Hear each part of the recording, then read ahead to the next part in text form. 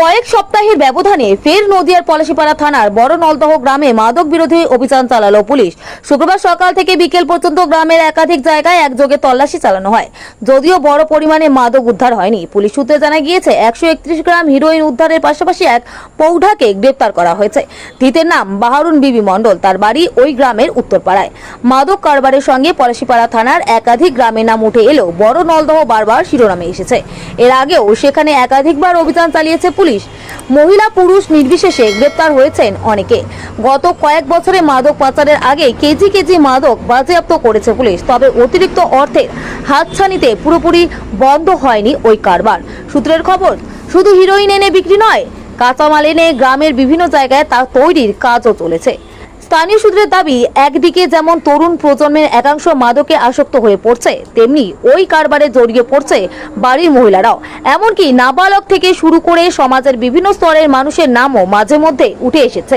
স্থানীয় সূত্রে জানা গিয়েছে, শুক্রবার সকালে একাধিক গাড়িতে বিশাল পুলিশ বাহিনী বড় নলদহ গ্রামে ঢোকে।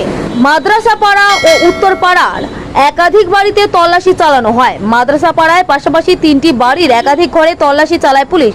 মাদকের সন্ধানে গোয়াল ঘরের ইটও খুলে দেখা হয় বলে স্থানীয় সূত্রের খবর। পুলিশ সূত্রে জানা গিয়েছে, উত্তরপাড়ার বাসিন্দা ছামাদ শেখের বাড়ি থেকে তার স্ত্রী বাহারুন বিবি মণ্ডলের কাছে 131 গ্রাম হিরোইন উদ্ধার হয়। তাকে গ্রেপ্তার করেছে পুলিশ। পুলিশের দাবি, মাদক কারবারের বিরুদ্ধে এই অভিযান আগামী দিনেও চলবে।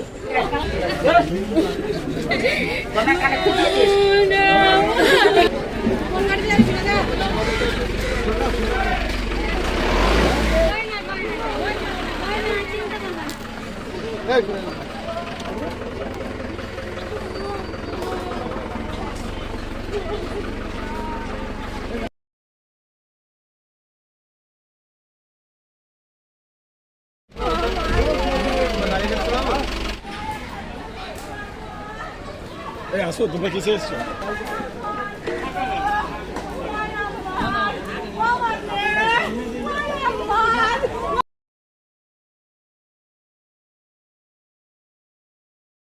যদি এখনও আমাদের খবরের দর্পণ চ্যানেলটি সাবস্ক্রাইব না করে থাকেন, তাহলে এখনই সাবস্ক্রাইব করুন, সঙ্গে বেল বাটনটি ক্লিক করুন আর পেয়ে যান সব খবরের দ্রুত ভিডিও আপডেট।